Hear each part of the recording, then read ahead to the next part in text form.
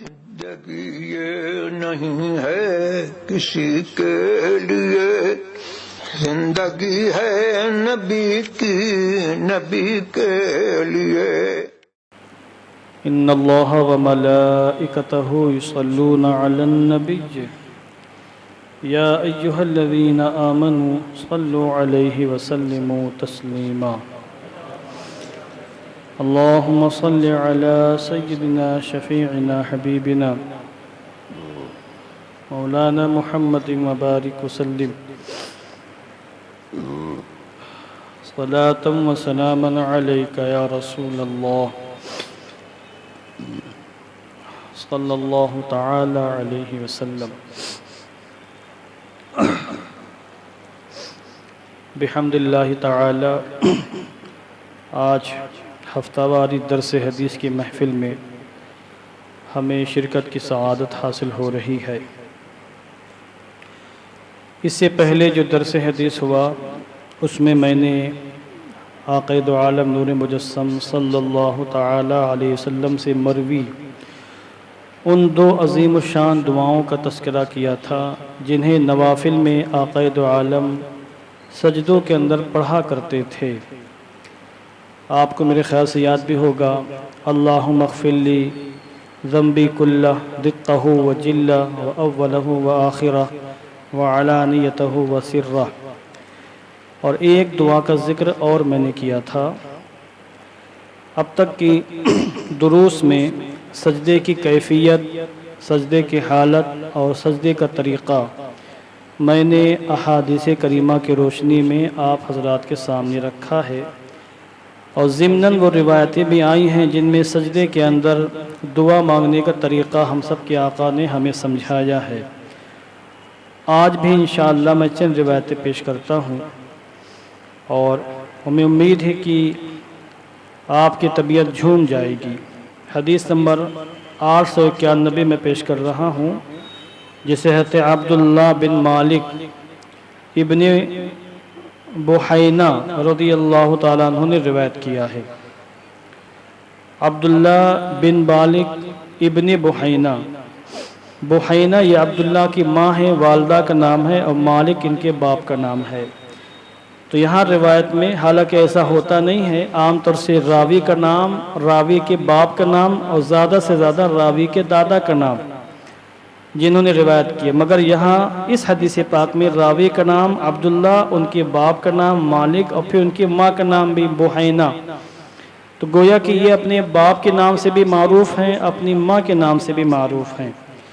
انہوں نے کہا، کان النبی صلی اللہ علیہ وسلم اذا سجد فرج بین یدیہ حتی یبدو بیاض ابطیہ۔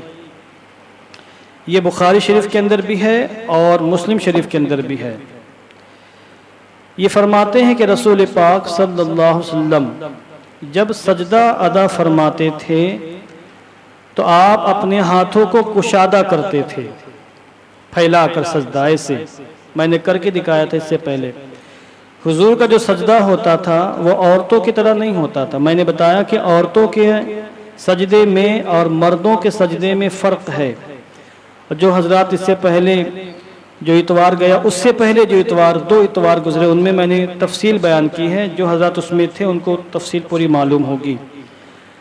بار روایتوں میں آیا کہ حضور اپنے ہاتھوں کو اتنا پھیلاتے کہ اگر بکری کا بچہ گزرنا چاہتا تو گزر جاتا۔ بہما کا لفظ آیا ہے، بکری کا بچہ، بھیڑ کا چھوٹا بچہ اگر حضور کے ہاتھوں کے اندر سے گزرنا چاہتا تو گزر جاتا، اتنی کشادگی رہتی۔ مگر میں نے یہ بھی عرض کیا تھا، چونکہ حضور امام ہوتے تھے، میں اگر اتنا ہاتھ پھیلا تو کسی کو دقت نہیں ہوگی، مگر اگر آپ مقتدی ہیں، ہمارے پیچھے نماز پڑھتے ہیں، یا کسی بھی امام کے پیچھے اگر آپ اتنا ہاتھ پھیلا دیں تو آس پاس والوں کو دقت ہوگی۔ تو آپ جو ہاتھ پھیلائیں گے تو اپنے حساب سے کہ دائیں بائیں والوں کو پریشانی نہ ہو۔ یہ بات ہو گئی کہ حضور سجدے میں اپنے ہاتھوں کو کشادہ کیا کرتے تھے۔ کتنا کشادہ کرتے تھے؟ راوی کہتے ہیں یہاں دو باتیں معلوم ہوں گی، ایک تو حضور کتنا کشادہ کرتے تھے، اور دوسری حضور کی عظمت اور شان ظاہر ہوگی۔ آپ ایمانداری سے بتائیے، دنیا میں گورا سے گورا انسان لے لیں آپ، کوئی بھی انسان، عورتوں کو چھوڑیں آپ، مردوں میں لے لیں آپ، گورا سے گورا مرد، مگر اس کی جو بغل ہوگی، یہ بغل کی کھال اس کی گوری نہیں ہوگی، چٹھی نہیں ہوگی، یا تو کالی ہوگی یا کالی جیسی ہوگی یا سانولی ہوگی، مکمل گورا پن بغل کی کھال میں نہیں ہوتا، وہاں بال بھی ہوتے ہیں اور انتہائی سڑی بدبو بھی آتی ہے۔ مئی جون کی جو گرمی ہوتی ہے اور پسینہ نکلتا ہے، میں سمجھتا ہوں کہ اگر کوئی شخص اپنی بغل میں انگلی دبا کر کسی کو سنگھا دے تو انسان بے ہوش ہو جائے، الٹی ہو جائے، اس کو اتنی بدبو آتی ہے۔ یہ عام انسانوں کی بات ہے، ہم جیسے گنہگاروں کی باتیں ہیں، مگر حضور کی بارگاہ میں چلتے ہیں۔ حضور کی شان کیا تھی؟ راوی کہتے ہیں کہ حضور جب سجدہ فرماتے تو آپ یہ بھی غور فرمائیں، صحابہ کرام ٹکٹکی باندھ کر حضور کے طریقہ نماز کو، نماز پڑھنے کے طریقے کو دیکھا کرتے تھے کہ حضور کیسے رکوع فرما رہے ہیں، کیسے سجدہ فرما رہے ہیں، کیسے قیام فرما رہے ہیں، کیا کیا پڑھ رہے ہیں۔ صحابہ کرام نے ایک چیز کو دیکھا، سماعت کیا اور روایت کیا، اور آج کتابوں کی شکل میں وہ ساری روایتیں ہمارے سامنے موجود ہیں۔ تو یہ کہتے ہیں کہ حضور جب سجدہ فرماتے دونوں ہاتھوں کو اتنا کشادہ کرتے، یہاں تک کہ حضور کے دونوں ہاتھوں کی بغلوں کی چمک اور خوبصورتی ظاہر ہو جاتی تھی۔ بولیں سبحان اللہ، یہ تو سبحان اللہ کہنے کا موقع ہے، مچل جانے کا موقع ہے۔ یہ حضور کی خصوصیت ہے کہ حضور کا جسم جس طرح انتہائی خوبصورت تھا، اتنا خوبصورت کہ حضرت حسان ابن ثابت نے کیا فرمایا تھا؟ ما احسنا لم ارى قط، کیا ہے وہ؟ واحسن منك لم تر قط عینی، اس کو احسن اور احسن دونوں طرح سے پڑھا جاتا ہے۔ احسن منك واحسن منك لم تر قط عینی واجمل منك لم تلد النساء خلقت مبرئا من كل عیب كأنك قد خلقت كما تشاء۔ ترجمہ کرنے کیا کہ یا رسول اللہ آپ سے زیادہ خوبصورت میری آنکھ نے دیکھا ہی نہیں، یا رسول اللہ کسی ماں نے آپ سے جیسا خوبصورت بچہ جنا ہی نہیں۔ حضور آپ تو ہر عیب سے منزہ اور پاک و صاف ہو کر پیدا کیے گئے، گویا کہ آپ بالکل اپنی مرضی کے مطابق پیدا کیے گئے۔ تو حضرت عائشہ صدیقہ کے اشعار ہیں، حضرت عبداللہ ابن رواحہ کے اشعار ہیں، حضرت انس بن مالک کی روایتیں موجود، جابر بن سمرہ کی روایتیں موجود، جنہوں نے حضور کے حسن و جمال کا نقشہ کھینچا ہے۔ تو یہاں حضور کے بغل مبارک کا تذکرہ ہے کہ حضور کی بغل مبارک کی خوبصورتی بھی ظاہر ہو جاتی تھی، چمک دمک بھی ظاہر ہو جاتی تھی۔ بیاض کہتے ہیں چمک دمک کو، خوبصورتی کو۔ جس میں کالا پن، اس کو عربی میں بیاض نہیں کہتے ہیں، جس میں مکمل سفیدی یعنی چمک دمک کو، خوبصورتی ہو اور حسن و جمال، اس کو عربی میں بیاض سے بیان کیا جاتا ہے، تعبیر کیا جاتا ہے۔ یہ تو آپ نے سنا تھا کہ حضور کا سایہ نہیں تھا، حضور کا پسینہ خوشبودار ہوتا تھا، حضور کے جسم اقدس پر مکھی نہیں بیٹھا کرتی تھی، حضور سوتے تھے تو آنکھوں میں چیمر نہیں آتا تھا، حضور کی مبارک ناک میں گندگی نہیں آتی تھی، اور کبھی حضور کے چہرے پر پزمردگی اور سونے کے بعد جو چہرہ بالکل جغرافیہ چینج ہو جاتا ہے، یہ کیفیت حضور پر کبھی طاری نہیں ہوتی تھی۔ آپ کا چہرہ ہمیشہ چمکتا دمکتا نورانی اور تابناک رہا کرتا تھا۔ وہ ساری حقیقتیں ہیں، حضور کی خصوصیات ہیں، مگر ایک خصوصیت یہ بھی ہے کہ حضور کے جسم کا وہ حصہ بھی انتہائی خوبصورت تھا کہ دنیا کے بڑے سے بڑے خوبصورت انسان کا وہ مقام خوبصورت نہیں رہ پاتا ہے۔ اس مقام پر حضرت امام ملا علی قاری نے بہت پیاری بات کہی ہے، میں یہاں پر چاہتا ہوں کہ اس کی عربی عبارت پیش کر کے تھوڑا سا اس کی تشریح کر دوں۔ یہاں پر حضور کے مبارک بغلوں کے بارے میں بہت اچھی گفتگو ہے۔ بعد میں گفتگو کرنے کے بعد امام ملا علی قاری نے فرمایا نعم، یعنی ایک تو اختلاف یہ ہے کہ حضور کی مبارک بغلوں میں بال تھے کہ نہیں تھے۔ بعض نے فرمایا کہ بال تھے، بعض نے فرمایا بال نہیں تھے۔ حضور کے یہ مانا جائے کہ اگر بال تھے بغلوں میں تو حضور بالوں کو اکھاڑا کرتے تھے، اور یہ اکھاڑنا سنت ہے، مونڈ دینا بلیڈ سے یا کسی مشین سے یہ بھی جائز ہے، اکھاڑ دینا اگر کوئی اکھاڑ سکے تو اکھاڑے۔ اور بعض علماء نے فرمایا کہ حضور کی مبارک بغلوں میں بال نہیں تھے۔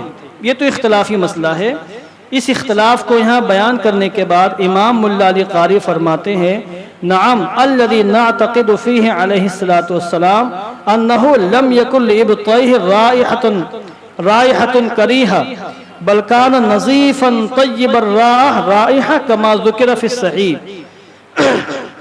امام ملا علی قاری فرماتے ہیں ہاں بال ہونے یا نہ ہونے میں تو اختلاف ہے، مگر ہمارا اعتقاد یہ ہے کہ آقا دو عالم نور مجسم صلی اللہ علیہ وسلم کی مبارک بغلوں میں بدبو نہیں آتی تھی، بلکہ وہ بغل انتہائی خوبصورت تھی اور ساتھ ہی ساتھ اس سے بہترین خوشبو آیا کرتی تھی۔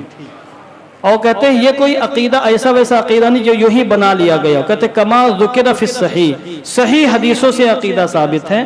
یہاں باقاعدہ ریفرنس موجود ہے 6 نمبر 2 نمبر ابن خزیمہ، امام ابن خزیمہ نے روایت کیا، جلد نمبر 3 اور صفحہ نمبر 126، حدیث نمبر 3004۔ یہاں پر جو مخرج ہیں، تخریج کرنے والے اس کے الشیخ جمال عیتانی یا عیتانی ان کا نام ہے، جو مصر کے ہیں، انہوں نے اس کی تخریج کی ہے۔ اور صحیح ابن خزیمہ یہ حدیث کی بڑی معروف و مشہور کتاب ہے، اس کے حوالے سے ثابت کیا کہ حضور کے مبارک بغلوں سے خوشبو آیا کرتی تھی۔ تو یہ حضور کا معجزہ تھا، حضور کی عظمت تھی، حضور کی خصوصیت تھی۔ کوئی دنیا میں کتنا ہی نظیف انسان، پاکیزہ رہنے والا انسان، بغل سے خوشبو نہیں آ سکتی اس کے۔ ہاں اگر خوشبو مل لے تو الگ مسئلہ ہے، مگر میں نے خود اپنے بارے میں محسوس کیا اور مجھ سے کئی لوگوں نے کہا ہے کہ بسا اوقات گرمی کے موسم میں بغلوں سے ایسی بدبو آتی ہے کہ اچھا سے اچھا صابن بھی استعمال کرنے پر بدبو ظاہر نہیں ہوتی، جاتی نہیں ہے۔ آپ نے محسوس کیا ہوگا، یہ عام انسانوں کا معاملہ ہے، مگر حضور سید الانبیاء، حضور کی شان ہی کچھ اور ہے۔ اب اگلی حدیث پاک دیکھیں، درود پاک پڑھیں، اللہم صلی علی سیدنا مولانا محمد وبارک وسلم، صلاۃ و سلاما علیک یا رسول اللہ۔ حضرت ابو ہریرہ رضی اللہ تعالیٰ عنہ سے مروی، چونکہ سجدے کے بیان ہے، سجدے کی فضیلت کے حوالے سے یہ روایت دیکھیے۔ حضرت ابو ہریرہ فرماتے ہیں قال رسول اللہ صلی اللہ علیہ وسلم اقرب ما یکون العبد من ربی وهو ساجد فاکثر الدعاء۔ اللہ کے رسول صلی اللہ علیہ وسلم نے فرمایا بندہ سجدے کی حالت میں اپنے رب سے سب سے زیادہ قریب ہوتا ہے، یعنی دیگر بہت سی عبادتیں ہیں بندہ رب سے قریب ہوتا ہے، تلاوت قرآن سے رب کا قرب حاصل ہوتا ہے، رکوع سے بھی، قیام سے بھی، دیگر اوراد و وظائف سے بھی رب کا قرب حاصل ہوتا ہے، مگر بندے کو جتنا قرب سجدے کی حالت میں رب تعالیٰ کا حاصل ہوتا ہے، کسی اور حالت میں رب کا اتنا قرب نہیں حاصل ہوتا ہے۔ تو جو بندہ اپنے رب کا قرب حاصل کرنا چاہے وہ سجدے کرے، خوب سجدے کرے، جتنا سجدے کرے گا اتنا ہی رب تعالیٰ کا قرب حاصل ہوگا۔ اب حضور فرماتے فاکثر الدعاء، تو جب سجدے کے حالت میں بندے مومن کو رب کا سب سے زیادہ قرب حاصل ہوتا ہے، فاکثر الدعاء، تو سجدے میں خوب دعائیں مانگا کرو، خوب دعائیں مانگا کرو۔ دیکھیے جو انسان قریب ہوتا ہے، مرتبے کے لحاظ سے قریب ہوتا ہے، رتبے کے لحاظ سے قریب ہوتا تو اس کی بات سنی جاتی ہے، سنی بھی جاتی ہے، اور اس کی بات پر لبیک کہا جاتا ہے، اور جو مانگتا اس کو دیا جاتا ہے۔ ایک تو اجنبی انسان نیا جس کو ہم جانتے پہچانتے نہیں، وہ آ کے کچھ مانگے تو دینے میں جھجک محسوس ہوگی، نہ جانے کہاں سے آ گیا، کون ہے۔ اور ایک آپ کی جان پہچان والا جس سے آپ محبت کرتے ہیں، جس کو آپ کی بارگاہ میں قرب حاصل ہے، وہ اگر کچھ مانگے تو یقیناً آپ دھتکاریں گے نہیں، یہ دنیا کا ضابطہ ہے۔ تو حضور نے اشارہ دیا جب سجدے کی حالت میں بندہ اپنے رب سے بہت قریب ہوتا، سب سے زیادہ قریب ہوتا ہے، تو پھر دعائیں مانگو سجدے کی حالت میں۔ آپ نماز پڑھیں، فرض سبحان ربی الاعلیٰ پڑھیں، بس مزید دعائیں پڑھنے کی گنجائش ہے، مگر بہتر یہ ہے کہ فرض نمازوں میں آپ صرف سبحان ربی الاعلیٰ پڑھیں، مگر دیگر نوافل میں آپ چاہے کوئی بھی نماز ہو، نماز چاشت ہو، اشراق ہو، تہجد ہو، دیگر نوافل ہو، ان میں آپ سبحان ربی الاعلیٰ تسبیح پڑھنے کے بعد جتنی دعائیں عربی میں وارد ہیں احادیث کریمہ میں، دعائیں معصورہ، ان سب کو پڑھنا چاہیں پڑھیں، خوب دعائیں مانگیں، اپنی طرف سے الفاظ نہ کہیں، آپ اردو میں نہ مانگیں، فارسی میں نہ مانگیں، عربی میں آپ جو دعائیں منقول ہیں کتابوں کے اندر، مروی ہیں، حضور نے مانگی، صحابہ نے مانگی، آپ ان کو یاد کر لیں اور ان کو سجدے کی حالت میں مانگیں، ان میں سب کچھ ہے۔ نسائی شریف اٹھا کے دیکھیں کتاب الاستعاذہ کے اندر، اور دیگر حدیث کی کتابیں، کتاب الاستعاذہ اٹھا لیں آپ، اس میں وہ ساری روایتیں موجود ہیں، وہ ساری حدیثیں موجود ہیں جن میں ان دعاؤں کا تذکرہ ہے جو دعا آقا دو عالم اکثر و بیشتر مانگا کرتے تھے۔ ایک دو دعائیں نہیں، سینکڑوں دعائیں ہیں، آپ یاد کر سکتے ہیں۔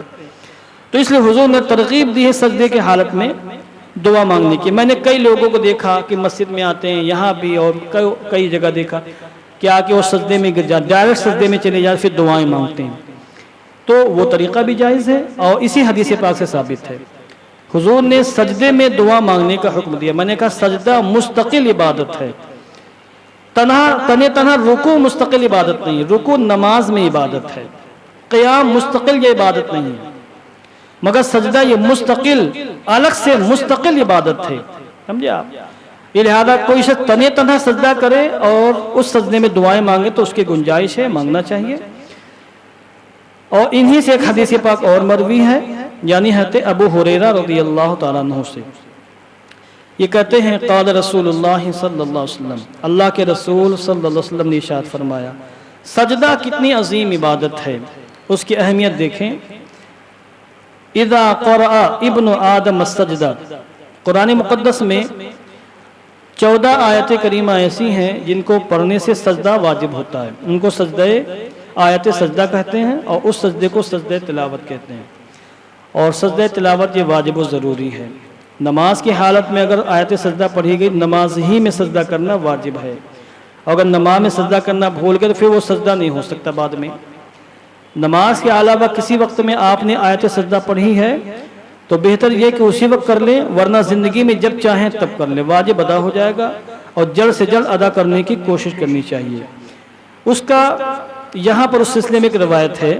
حضور نے چونکہ سجدے کی روایتیں پیش کی جا رہی ہیں تو یہ روایت بھی یہاں پیش کی گئی کہ حضور نے فرمایا جب ابن آدم, آدم کے بیٹا سجدہ کرتا ہے. ابن آدم کون ہے؟ ہم ہی لوگ ہیں, آدم کے بیٹے ہم سب ہیں الحمدللہ, پیغمبر کے بیٹے ہیں.